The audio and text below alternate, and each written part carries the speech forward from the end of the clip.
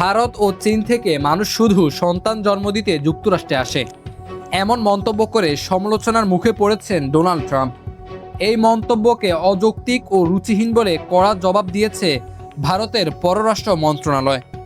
মার্কিন president Donald Trump দাবি করেন, ভারত ও চীন থেকে অনেকেই যুক্তরাষ্ট্রে আসেন শুধুমাত্র সন্তান জন্ম দিয়ে নাগরিকত্ব পাওয়ার জন্য।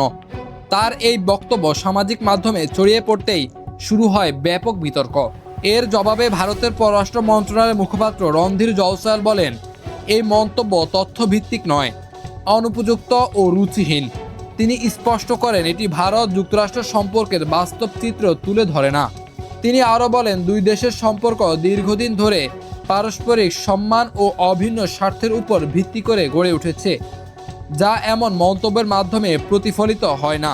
মার্কিন কংগ্রেস সদস্য অ্যামি বেরার ট্রাম্পের বক্তব্যকে অপমানজনক ও অজ্ঞতাপূর্ণ বলে আখ্যা দিয়েছে।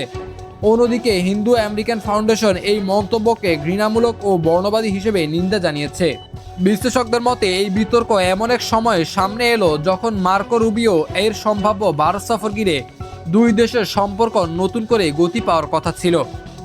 এর আগেও অভিবাসন নীতি, ভিসা ও বাণিজ্য শুল্ক ইস্যুতে দুই দেশের মধ্যে কিছুটা উত্তেজনা তৈরি হয়েছিল। বিশেষ করে প্রযুক্তি খাতে কর্মরত ভারতীয়দের ভিসা নিয়ে মতপার্থক্য রয়েছে। উল্লেখ্য যে ট্রাম্প তার সামাজিক মাধ্যম ট্রুথ সোশ্যালে মার্কিন রেডিও উপস্থাপক মাইকেল স্যাভেজ এর একটি বক্তব্য শেয়ার করেন, যেখানে জন্মসূত্রে নাগরিকত্ব নীতির সমালোচনা করতে গিয়ে ভারত সহ কয়েকটি দেশকে নিকৃষ্ট বলে উল্লেখ করা হয়। ট্রাম্পের এই মন্তব্য ঘিরে তৈরি হওয়া বিতর্ক এখন কূটনৈতিক সম্পর্কেও প্রভাব ফেলতে পারে বলে আশঙ্কা করছেন বিশ্লেষকরা। এটি কি কেবল রাজনৈতিক বক্তব্য নাকি বড় কোনো বার্তার ইঙ্গিত, সেই প্রশ্নই এখন সামনে। নজরুল তুহিন, বাংলা পোস্ট।